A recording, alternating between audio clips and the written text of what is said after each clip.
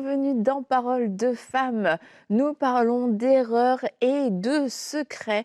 Hier, on a pu voir ensemble comment gérer son passé, les erreurs du passé, peut-être certains même faits criminels ou des choses qu'on n'avait pas eu l'occasion ou on n'a pas saisi l'occasion de pouvoir partager avec notre entourage. Mais aujourd'hui, on veut parler non pas du passé, mais du présent parce que nous sommes encore faillibles et il y a des choses que nous faisons peut-être qui nous dérangent.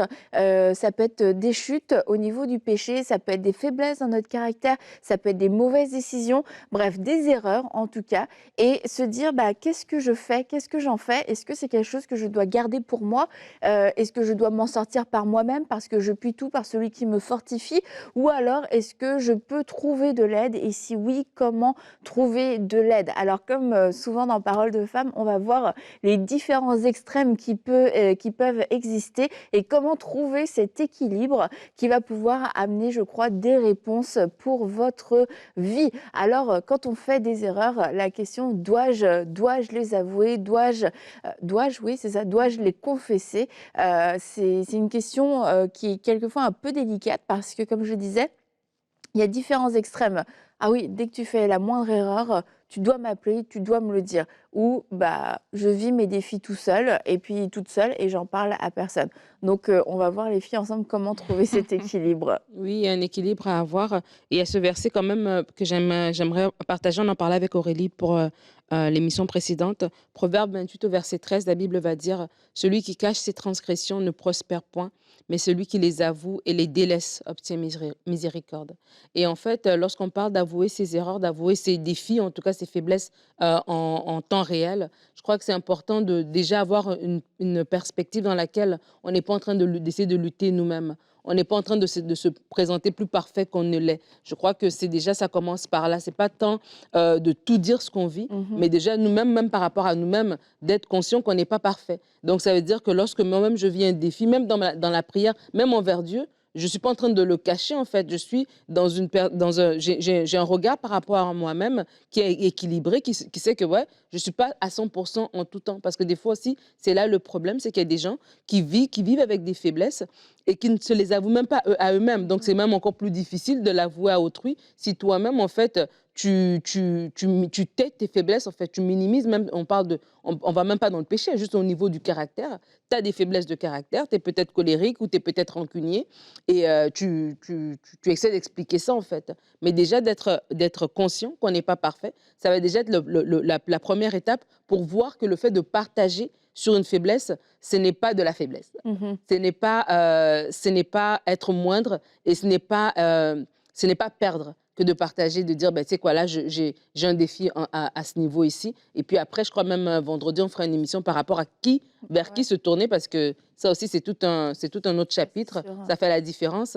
Mais des fois, juste de commencer par là, parce qu'il y a beaucoup de personnes vraiment qui vont vraiment être aveugles à eux-mêmes, à leur transgression, en fait, et qui vont justifier, cacher, couvrir des choses qui sont des faiblesses qui doivent, si juste ils les avouaient, ça pouvait déjà aider à s'en débarrasser, mais ils vont lutter par eux-mêmes. Pourquoi? Parce qu'à la base, ils ne s'avouent même pas qu'ils ont fait ces choses-là. Mhm. Moi, je pense aussi qu'il y a des erreurs plus importantes que d'autres, hein.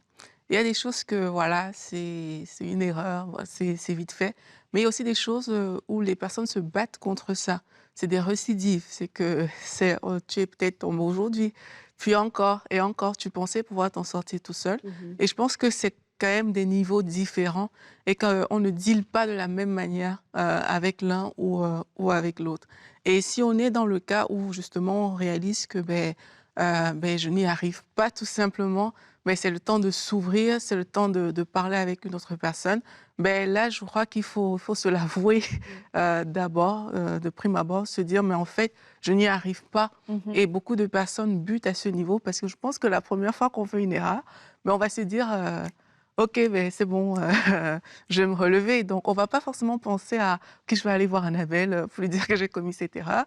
Mais quand ça commence à devenir un cycle, on doit pouvoir s'arrêter, le cycle n'est pas obligé de faire 10 ans. On doit pouvoir s'arrêter pour dire, en fait, là, il y a vraiment une situation, il y a quelque chose qui dérange et il faut que je sois à même de pouvoir le dire, il faut que je sois à même de le verbaliser, accepter de se faire aider dans le Mmh. processus. C'est ça. Parce que pareil, de la même manière que les erreurs sont différentes, la façon de les traiter, la façon de les dire n'est pas la même en fonction du type d'erreur que tu as commis. Il y a des erreurs que ben, c'est pas en venant cracher le morceau que voilà, ça va aller, non. Il y a des étapes, même parfois pour dire certaines choses à certaines personnes qu'il va falloir respecter. Mmh. Mais quand on est dans cette posture de la personne qui veut avouer, en fait, on est prêt aussi à accepter ces étapes-là. Et c'est pas de la formalité. Vous voyez, comme les enfants, parfois, dis pardon, pardon, puis il s'en va, puis là, il recommence, tu vois. C'est pas de ça qu'on est en train de parler. C'est vraiment un cœur repentant qui veut abandonner un chemin, qui veut avouer une faute, mais c'est une personne qui est prête à s'ouvrir, à se faire aider là où elle en a besoin, mais aussi à accepter ce qui vient avec. Et ça veut dire quoi? Considérer la personne en face. Yeah. On parle d'avouer, tu n'es pas seul quand tu avoues. Et une personne à qui tu dois avouer, c'est considérer aussi les émotions de cette personne-là, ses sentiments, comment la personne va le recevoir et tout. C'est autant de choses qu'il faut mettre dans la balance avant de juste cracher le morceau Mmh. pour parler. Ouais. Et on a ce verset dans Jacques 5, avouez donc vos fautes les uns aux autres et priez les uns pour les autres afin d'être guéris. Et il y a un truc hyper intéressant, c'est que guéri, ça veut dire libérer, dans ce verset, libérer des erreurs et des péchés, apporter le salut. Et le Mhm. fait de la confession, c'est parce que ça libère du Mhm. péché, ça libère de l'erreur. Maintenant, quelquefois, quand on lit ce passage-là, confessez donc vos erreurs, vos fautes les uns aux autres. Tu as peut-être l'impression que c'est un truc hyper public en fait. Et mais en fait, ça peut être de façon très Mhm. personnelle. Je sais pas, moi, j'ai crié, j'étais chez moi, je me suis emportée, j'ai crié sur mon mari, j'ai crié sur mes enfants et je me sens mal en fait parce que je sais que j'ai dépassé la limite, je sais que je suis allée trop loin. Bah, c'est de pouvoir le dire à mon ami en fait, de Mhm. dire: «Tu sais, bah, hier soir, j'ai crié vraiment, j'ai dépassé les limites, je me suis complètement laissée emporter, la colère m'a dominée.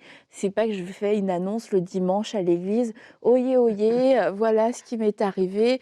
Bah, écoute, moi j'ai ça peut être parce qu'il y a toute forme d'erreur. Il y a vraiment des erreurs comme tu dis, ça il y a des conséquences différentes et puis il y a des choses qui sont très cycliques aussi, donc qui peuvent être plus problématiques. Mais ça peut être aussi parce que j'ai fait de la médisance. Mhm. Et du coup, je me suis sentie reprise et je me dis: «Ah mince!» Et bah, je peux aussi le confesser en disant, si hier quand on a eu cette discussion, en fait, moi, je me suis vidé le cœur et j'étais vraiment dans la médisance, j'avais pas de bonnes intentions. Bah, là, je suis en train de confesser mon erreur, en train de Mhm. confesser ma faute, mais peut-être déjà s'enlever cette idée que la confession, c'est forcément quelque chose d'extrêmement public, qui va se faire à l'église ou même avec, un pasteur, ou avec quelqu'un. Ça peut être dans le cadre de l'amitié, ça peut être dans le cadre du mariage, de pouvoir se le dire, de je confesse et de voir que guéri, ça veut dire ça, libérer des erreurs, libérer des fautes. C'est parce qu'il y a cette puissance dans la confession, le fait de ne pas le garder et de s'humilier, ça vient neutraliser la chose. Mhm. Absolument. Et j'aimerais juste rebondir aussi sur ce que tu es en train de dire par rapport à le fait qu'il y a un résultat, en fait. Et lorsqu'on parle d'avouer ses erreurs, là, on parle des erreurs de caractère, peut-être, comme tu viens de dire, voilà, j'ai eu un emportement. Il y a un résultat derrière. Lorsque je parle avec mon amie, il y a un conseil qu'elle va me donner. C'est un vis-à-vis, en fait, que ce soit avec mon conjoint, etc. Je veux en sortir grandi. C'est pas juste, comme tu disais, Aurélie, ben, le dire pour le dire et puis recommencer à faire la même chose, mais c'est dans le but de grandir. Et c'est pour ça qu'il y a un aspect de confidentialité aussi et de confiance lorsqu'on vient confesser. Lorsque la parole nous parle de confesser les uns aux autres, lorsque la parole nous parle de nous confesser au Seigneur, c'est qu'on vient donner cette information à quelqu'un qui sait la recevoir aussi. C'est pour ça que ce n'est pas juste, voilà, juste un discours, c'est qu'il y a un retour en arrière. C'est que Mhm. je le parle avec quelqu'un qui a mon intérêt à cœur, mais qui peut aussi me donner un retour pour que je puisse aller de l'avant. Tu parles de cette redevabilité, d'avoir quelqu'un à qui on peut parler pour pouvoir avouer. Mais c'est Mmh. ça, on avoue dans un cadre aussi qui est sécuritaire et dans un cadre qui va nous aider grandir, qui va nous dire: «Ah tiens, c'est vrai, oui, tu as fait de la médisance», pas pour dire: «Ah mais moi j'ai trop aimé ce que tu m'as dit, vraiment, je rajoute aussi». Non, c'est pour dire: «Non, non, ça c'est de la médisance en fait. Non, tu peux faire mieux que ça. Tu es appelé à faire plus que ça», et Mhm. cetera. Donc c'est important parce que des fois aussi quand on ne comprend pas ça, on peut justement, comme tu dis, ben voilà, je me sens repris et là je me sens condamnée et Mmh. là j'ai l'impression que je suis la pire des pires et là il faut que ça sorte, que je le dise à qui veut l'entendre et c'est pas ça en fait. Mmh. Donc c'est important aussi d'avoir cet équilibre à ce niveau-là. C'est vrai. En fait, le but n'est pas de cracher son morceau et d'y aller. Mmh. Et c'est pour ça que c'est important de réaliser quand même que la personne en face est très importante quand on parle d'avouer ses erreurs. Parce que il y a aussi, ça dépend de beaucoup de choses. Ça peut dépendre même du niveau de proximité que vous avez avec les gens. Peut-être, il y a, supposons, un père de famille, il y a peut-être une chose qu'il va avoir à sa femme, il y a peut-être des choses qu'ils veulent avoir à leurs enfants. Mmh. C'est pas le même langage. Un enfant ne va pas réagir comme un adulte. Il y a une position à avoir lorsqu'on veut avouer ses erreurs. C'est la position de l'humilité déjà, la position dans laquelle ben, je suis repentant. Je Mmh. ne viens pas t'annoncer des choses de façon froide, te balancer quelque chose, tu fais avec ça ce que tu veux, mais je suis dans une posture où je suis quelqu'un de repentant. Mmh. Je suis dans l'humilité. Et cette humilité-là, c'est avec ça qu'on avance en fait. Cette humilité, c'est ça qui ouvre la porte pour parler à une personne, parce que si tu as avoué une erreur, ça veut dire que tu reconnais que tu as fait une erreur. Je le dis parce que il y a des cas où des personnes ont déjà fait le chemin dans leur cœur. Ça veut dire quoi? Les personnes ont accepté que oui, j'ai fait une erreur. Elles sont même quelque part devenues fortifiées. Elles se sont fortifiées par rapport à ça.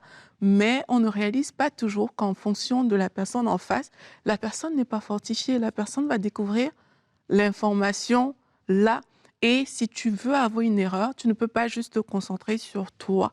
Tu dois te concentrer sur je parle à qui. Si tu parles à un professionnel, je ne sais pas, de ton erreur, gloire à Dieu, c'est super. On n'a pas, lui, c'est son travail. Il n'a pas besoin On n'a que pas tu te besoin de s'inquiéter de concentres cet état sur d'âme. lui. Mais si tu parles à ta femme, tu parles à tes enfants, tu parles à tes amis, le processus d'aveu ne s'arrête plus juste à ouf, j'ai dit, je suis soulagée. Mmh. Ça va plus loin, ça va répondre aux questions de cet enfant. Parce qu'il vient de découvrir certaines Mmh. informations, c'est expliquer des choses que peut-être sur lesquelles tu ne veux pas revenir toi-même, parce que cette femme vient de le découvrir en fait. C'est expliquer à ton ami le pourquoi des questions qu'elle va te poser, parce que ben, tu t'es retrouvé dans cette situation-là. Et il faut être prêt quand on veut avouer, à prendre sur soi ces choses-là, à se dire, c'est pas juste toi qui es impliqué, c'est si j'ai parlé à Annabelle, si Annabelle me pose des questions et que je me ferme tout à coup, ben, ça veut dire que je n'étais pas prête à parler à Annabelle en fait. Mmh. Et c'est à ce niveau que j'aimerais qu'on le réalise aussi, c'est que peut-être, oui, vous avez eu le temps de faire votre processus alors que alors que vous aviez commis ces erreurs-là, vous avez eu le temps de dealer avec ça, mais les personnes en face de vous à qui vous vous adressez n'ont pas eu ce temps et il faut pouvoir gérer aussi ces choses-là en toute humilité. Mmh. Et on parle des personnes à qui, on se confie. Bon, on va en parler vraiment à la fin de la semaine, d'être cette personne et savoir à qui on peut se confier. Mais je veux dire aussi que, il y a des personnes à qui on pense qu'on doit, envers qui on doit être redevable. Et la redevabilité, c'est pas: «Je me dois de tout dire à cette personne-là», parce que ça devient du contrôle. Ça peut vraiment devenir malsain. Et quelquefois, bah, peut-être parce que c'est ce qu'on nous a enseigné ou c'est parce que c'est ce qu'on a cru, qu'on devait aller dire toutes nos erreurs à une personne, à un pasteur, à un aîné, à nos parents, ou encore, à quelqu'un, à la personne qui nous a amenés au Seigneur. Et en fait, ça crée, vraiment une mauvaise dynamique. C'est comme, le pardon de tes péchés vient de cette personne-là. Si cette personne te pardonne, c'est que c'est bon. Et en fait, si c'est à la demande de ces personnes, je dirais que c'est quasiment plus dangereux, Ouais. parce que Ouais. ça veut dire que ces personnes exercent un contrôle sur vous, une forme de manipulation. Ils vous font croire que c'est comme ça que vous allez pouvoir être pardonné. La Bible ne nous dit pas ça. La Bible, oui, elle nous dit: confessez vos erreurs aussi les uns aux autres», mais le pardon se trouve en Jésus. Le pardon se trouve en Mhm. personne d'autre. Je peux parler à Nadine, ça va me faire du bien, elle va pouvoir m'encourager, mais c'est pas parce que Nadine va me dire: «Va en paix, Annabelle», que je vais être pardonnée, que je vais être restaurée. Donc c'est important de se dire: «Je n'ai aucune obligation, de devoir, être redevable absolument à tout prix pour tout envers une personne ou un groupe de personnes en général. La redevabilité, déjà, c'est quelque chose qui vient du cœur. C'est parce qu'on se dit: «J'ai envie d'être entouré, j'ai envie d'avoir de l'aide et je vais choisir» entre guillemets les personnes, c'est parce que nous, on n'est pas des contrôleurs ou de je sais pas quoi. Ah oui, bah, dès que tu fais une erreur peut-être ça vient aussi, quelquefois d'un héritage catholique avec, tout l'aspect de la confession, d'aller, se confesser au prêtre et cetera et du coup, c'est quelque chose d'un peu plus, traditionnel. Mais selon la Bible, on ne voit pas ce modèle où on vient systématiquement, trouver un pasteur ou un aîné pour constamment lui confesser Mmh. la moindre erreur. Et moi, je vous avais raconté, je pense, les filles, une fois quand j'étais jeune, pour dire que quelquefois, il peut y avoir, des intentions malsaines derrière. J'ai toujours été moi dans des écoles, privées catholiques et du coup on allait à la messe, on soulignait les fêtes et cetera et une fois, bah, ça faisait partie, je pense, d'une activité, c'était la confession. Et on devait aller voir le curé pour se confesser et on le faisait jamais en fait, mais ça arrivait une fois et c'est pour qu'on vive, cette expérience et là, il y avait le curé et on est là dans la chapelle, je suis toute seule avec lui. Alors déjà niveau sécurité, c'est pas top, hein. J'étais au collège, ouais et il me dit, avec une odeur d'ail et d'oignon en plus: Oh! «Oui, bah, est-ce que tu veux confesser quelque chose?» Moi, tu sais, je suis un peu, je sais pas, j'ai peut-être 13 ans. «Non, je sais pas, je le connais pas» et là, il me dit: «Y a-t-il des choses impures, ma fille?» Tu sais, il me dit un truc comme ça et je me dis: Oh! «Ah!» Je lui dis: «Mais tu veux savoir?» Enfin, j'ai pas dit ça, mais j'ai dit: Non, non, non, non» et en fait, j'étais jeune et j'avais pas toute, cette connaissance, ce recul, mais je me suis dit: «Mais qu'est-ce qu'il veut savoir, en fait, lui?» Et ça m'a dégoûtée. Je me suis dit mais je me dis: «Bah, ça, c'était nous, une expérience, dans notre vie», mais quand on te fait croire que c'est normal, bah, tu te retrouves à confesser des choses qui vont juste venir remplir un appétit malsain de détails croustillants, de choses et puis et en fait, c'est se dire: «Mais en fait, qui veut savoir quoi, en fait? Est-ce que ça m'aide vraiment?» Parce que c'est facile de tomber dans ce genre de relation malsaine, de manipulation ou de contrôle. Mmh. J'aime beaucoup ce que tu as dit, Annabelle, quand tu as dit que c'est pas les personnes qui doivent impliquer, la confession. Ça vient vraiment de quelque chose qu'on a eu avec Dieu dans le lieu secret. Ça vient d'une conviction, ça devrait venir en tout cas d'une conviction que Dieu a mis sur notre cœur, même plus que juste le fait de se décharger. Parce que parfois, je crois que pour beaucoup, ça vient de: «Je veux me décharger». Mais c'est vers Dieu qu'on doit se décharger en premier. Et quand tu vas te décharger au niveau de Jésus, hein, tu vas voir qu'il y aura une orientation vers les bonnes personnes aussi, à qui tu vas pouvoir parler pour que ce soit mis à la lumière. Mais si on vit juste dans ce principe, comme tu dis, où on a été habitué à: «Je m'en vais voir quelqu'un et puis, je viens dire ce que j'ai sur le cœur». Mais là, c'est sûr, dès l'instant où tu parles avec quelqu'un de quelque chose que tu as sur le cœur, ça va créer quelque chose en toi que tu peux penser être la paix. Ça, puisque tu vas te décharger quelque part et c'est de ça que le cœur humain a besoin à ce moment-là. Mais ça ne va si tu te limites au niveau humain, ça va créer cette paix passagère mais ça va pas t'aider au fond. C'est quelque chose d'une très courte durée. Alors que quand ça vient de Dieu, c'est là où on vit une délivrance, c'est là où on vit une guérison profonde de notre être intérieur. Donc oui, le Saint-Esprit va te conduire vers des personnes à qui tu peux parler, tu vas pouvoir le dire, mais il y a des personnes, mais c'est pas les personnes qui sont la source en fait de ta confession. Et c'est important de le réaliser aussi pour toutes ces personnes qui nous écoutent, qui vivent selon ce modèle, c'est de dire: «Ça vient de Dieu d'abord». Mmh. C'est Dieu en premier. Dès l'instant où j'ai ouvert mon cœur à Dieu, il y a des choses que le Seigneur va me mettre à cœur. Même le fait de ne pas garder certaines choses pour soi, c'est ça que le Seigneur va te mettre à cœur de faire et tu vas voir que alors que tu le fais, oups, c'est cette erreur qui était attachée à toi, cette chose que tu n'arrêtais pas de répéter, ben là, tu obtiens la délivrance. Mais si ta source, c'est les personnes, ben la récidive sera là. La récidive sera, si tu vas le faire, ah oui, je me sens bien un jour, 2 jours, mais après, ça recommence, ce processus recommence parce qu'on s'est trompé de point d'origine. Le point d'origine doit toujours rester Dieu et jamais un homme, même si c'est un grand homme de Dieu, un grand ceci, un grand cela, ça ne doit jamais être cette personne la base. Mhm. Et j'aimerais moi aussi encourager justement à ça, comme Aurélie est en train de dire, de d'abord avouer sa faute au Seigneur, en fait. Ouais. Parce que des fois, on veut courir vers les gens. Mm. Et quelque part, oui, on dit, oui, il m'a demandé, je ne sais pas moi, de lui dire, mais c'est que nous-mêmes aussi, ça nous soulage, en fait, de pouvoir avoir cette relation peut-être de proximité où je viens dire à telle personne à chaque fois. Donc vraiment, de dire d'abord de un, c'est Dieu qui est voilà, comme Aurélie l'a dit, vraiment l'endroit où je vais aller me décharger. Donc vraiment d'avoir d'abord cette relation avec Dieu. Et aussi au niveau de la redevabilité, c'est que quelque part, dépendamment de ce dont on parle, il y a une réciprocité. C'est que si on reste dans de la redevabilité, pardon, où c'est juste nous qui disons nos affaires, mais des trucs intimes, à quelqu'un qui est en autorité, par exemple, par rapport à nous, c'est que c'est ça. La personne reste un être humain et qu'on peut tomber dans des trucs où est-ce qu'on est en train de dire des choses qui sont tellement intimes, alors que la personne avec nous, on n'a pas ce rapport-là, en fait. Et c'est pour ça que des fois, il y a des abus qui se passent, en fait. C'est parce que quelque part, tu dis des choses à quelqu'un qui a une autorité, qui a une espèce voilà, de joug sur toi, en fait. Et c'est comme ça qu'on voit des gens qui, à un moment donné, se retrouvent à faire des choses. Tu te dis, mais comment t'en es arrivé là, en fait? Et c'est pour ça aussi, c'est de comprendre que, oui, la redevabilité, c'est bien. On a parlé du mentorat dans ces émissions, etc. Donc, voilà, une redevabilité par rapport à mon travail. Voilà, j'ai fait une erreur. Et puis, voilà, je vais une redevabilité à mon mentor. J'ai parlé par rapport à mon travail, c'est une chose. Mais une redevabilité par rapport à une erreur que j'ai commise dans mon couple, par exemple, ben, tu choisis la personne à qui tu en parles. Et si tu en parles à quelqu'un c'est toujours toi qui parles de tes affaires et qu'elle, elle ne te parle jamais de ses affaires, à un moment donné aussi, il faut faire attention. Parce qu'il y a des gens qui savent,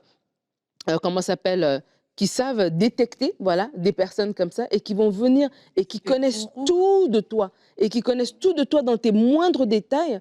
Et c'est pas sage, en fait. Et c'est pour ça aussi qu'en tant qu'enfant de Dieu, nous sommes aussi appelés à grandir. C'est pour ça que lorsque je vais dans mon lieu secret, lorsque j'ai déversé mes secrets, j'ai avoué mes choses au Seigneur, il me remplit aussi. Et à un moment donné, j'ai aussi une certaine maturité. Des fois, on voit des gens, tu te dis, mais à ton âge, c'est pas normal que tu vas raconter des choses aussi intimes à une personne extérieure, juste en mode, voilà, je dois avouer, je dois aller déposer, voilà, décharger mon fardeau, etc. C'est qu'on doit aussi grandir aussi avec une certaine sagesse aussi lorsqu'on vient à parler des choses. Donc, quand je sais que j'ai avoué mon péché au Seigneur, j'ai été pardonné. Mais maintenant, j'ai besoin de ne plus le faire. OK, Seigneur, mets à mon cœur une personne avec qui je vais être redevable, à qui je pourrais dire, ah, tu sais, Annabelle, oui, tu sais, je t'avais dit que j'arrêtais de me disputer, mais là, je me suis encore fâchée. OK, mais là, oui, il y a une aide qu'Annabelle va m'apporter. OK, ben d'accord, voici, la prochaine fois, nanana, il y a quelque chose qui est là. Mais si c'est juste pour parler, ben, nous-mêmes aussi, il faut qu'on se remette aussi en question par rapport à ça. Est-ce qu'on est en train de déverser sur quelqu'un des choses qu'on ne devrait pas? Et puis après, on se retrouve à se plaindre en se disant, ben, oui, la personne, elle a tout mon dossier. Là, t'es nerveuse. Aïe, aïe, Je aïe. t'ai dit que si elle se fâche, c'est fini. Oui, c'est pour ça aussi que quelque part, on doit s'attacher à Dieu et à Ouais. sa parole, parce que c'est lui qui doit nous diriger. Et moi, ça me fait rire, mais je me dis, dans le cadre d'une relation de proximité, ben, il faut aussi doser, dans le sens que avouer ses erreurs ne signifie pas tout balancer une fois de plus. Ça veut dire, je dis ce que j'ai fait, mais il y a des détails dans lesquels tu n'es pas obligé de rentrer non plus. Et si tu choisis de rentrer dans ces détails, ben, il faut avoir justement cette conscience que tu es en train de parler à un être humain. Puis il faut aussi être dirigé quelque part, parce qu'il y a des choses qui sont même pas bonnes pour les personnes en face. Et si tu le fais de façon un peu comme tu as dit, juste pour parler, teste. Commence par des petites choses. Vois les conseils qui te sont donnés. Si déjà ça ne te renvoie pas à la parole de Dieu, parce que j'avais vu un reportage un jour qui m'avait attristé et un peu fait rire. Parce que c'est un gourou. Il voulait montrer à quel point c'est idiot parfois. Puis il a mis un vêtement genre orange, flashy, et puis il a dit « Ah oui, je suis ceci, je suis cela ». Mais il a eu des gens. Mais c'était un réalisateur dans la vraie vie et il filmait vraiment pour montrer à quel point l'être humain, dès que tu sais détecter une de ses faiblesses qui touche son cœur, donc quand il a besoin de se confier et tout, mais c'est tellement facile de l'avoir à ce moment-là parce que c'est un moment où il est vulnérable. Et il leur faisait faire des trucs mais ridicules. Et lui, étant réalisateur, c'était vraiment ça le but de son truc, c'est de montrer à quel point on peut se retrouver en train de faire n'importe quoi dans n'importe quelle situation parce qu'on est vulnérable. Ouvrir son cœur implique une certaine vulnérabilité. C'est pour ça que tu ne peux pas juste le faire à la légère et que tu peux pas le faire avec tout le monde et que tu peux pas livrer toutes sortes de détails parce que tu t'ouvres en fait. Et qui dit ouverture dit porte, dit entrer dans ton intimité, Ouais. dans ce que tu vis, dans ce que tu traverses. Et c'est important tu peux pas laisser entrer tout le monde dans ton intimité. Donc tu peux pas non plus aller t'ouvrir à tout le monde. Et c'est pour ça que c'est important de commencer vraiment, comme on a dit, par Dieu et de laisser Dieu faire le chemin, te montrer les personnes. Moi, j'aimerais juste rajouter un petit point. Si on est la personne à qui on vient, vers qui on vient se confier. Parce que moi, ben, je fais des entretiens. Et des fois, tu parles à quelqu'un et la personne, elle te parle. C'est aussi important de respecter l'intimité de la personne. Et lorsque la personne vous parle, vous-même aussi, vous pouvez aussi mettre un cadre, en fait, pour que la personne, elle n'est pas obligée de vous raconter, voilà, c'était mardi à 14 heures et puis j'avais une jupe bleue. Comme il y a des détails que vous n'êtes pas obligé de savoir, vous-même aussi pour protéger votre âme, mais aussi pour respecter aussi la dignité de la personne. Donc, des fois, si on est la personne à qui on vient raconter des choses, et comme tu disais tout à l'heure, des fois, des choses croustillantes, des détails vraiment intimes, mais c'est à nous aussi de mettre un frein, de dire, OK, d'accord, j'ai compris l'histoire dans sa globalité, je ne suis pas obligée d'avoir le détail, en fait, parce qu'on protège aussi notre âme aussi de ces choses-là, et on aide aussi la personne à garder sa dignité, parce qu'aujourd'hui, nous, on est une personne de confiance à qui elle vient dire, mais demain matin, elle se retrouvera avec quelqu'un de bizarre, ben, cette personne-là aussi, elle est exposée, en fait. Donc, on doit aussi apprendre aussi aux gens, ils avouent leurs erreurs, que ça peut être une amie, mais même dans le cadre d'un entretien pastoral, même dans le cadre d'un leader avec un plus jeune, on peut aussi apprendre à la personne à dire que voici comment on dit les choses aussi pour que toi-même aussi, tu te gardes une petite réserve, en fait. Et je crois que c'est important pour des fois, les gens ne savent pas, en fait. Et c'est aussi à nous de les aider par rapport Mmh. à ça. Après, moi, je trouve ça toujours extraordinaire, de rencontrer des gens qui sont, vulnérables, heu qui font le choix de la vulnérabilité parce qu'ils veulent absolument changer. Mhm. Ils veulent être libérés et je me dis: «Bah, c'est tellement beau» parce que, et pas parce que quand une personne, met sa confiance en toi, mais met sa confiance en Dieu et dit: «Bah, écoute, moi, voilà, je te mets les cartes sur la table et je veux plus vivre ça» et moi, je trouve ça toujours très beau et très courageux et un geste de foi. Maintenant, c'est comme dans tout, il y a un cadre, et quand on dépasse cette limite, bah, ça peut devenir, des relations contrôlantes, des relations malsaines. Mais quand on se retire à l'extrême, peut-être parce qu'on a été blessé, peut-être parce qu'on a été déçu, on se retrouve aussi à vivre une vie seule et quelquefois, c'est parce que aussi on a de l'orgueil. On ne veut pas dire, on ne veut pas confesser, on ne veut pas avouer certaines de nos faiblesses et du coup, on ne va pas chercher d'aide et il y a beaucoup de couples qui s'enferment parce qu'ils ont honte. On a honte de nos disputes, on a honte de nos cris, on a honte de notre situation parce qu'à l'église, on sert. À l'église, on croit qu'on est un couple parfait parce que le dimanche, on a un beau sourire. Eh bien, que le Seigneur puisse vous ouvrir les yeux sur des personnes de confiance autour de vous, vers qui vous allez pouvoir vous tourner pour trouver de l'aide. Parce que dans le cas d'un couple, le but, ce n'est pas de paraître être un couple heureux le dimanche matin, mais c'est d'être un couple heureux du lundi au dimanche quand les portes sont fermées, quand personne n'est là, quand le pasteur n'est pas là, quand l'église n'est pas là, quand il n'y a pas de service. Alors allez trouver de l'aide si vous vous retrouvez dans des situations complexes, des situations qui viennent voler votre joie, qui viennent voler votre paix. Et vous savez que ce n'est pas ce que Dieu veut, votre attitude ou l'attitude de votre mari ou de votre femme. Allez trouver de l'aide, mais de la bonne aide en étant inspiré, en étant dirigé par le Saint-Esprit. Alors demain, on va encore se retrouver avec Aurélie et Nadine pour une prochaine émission de Paroles de Femmes.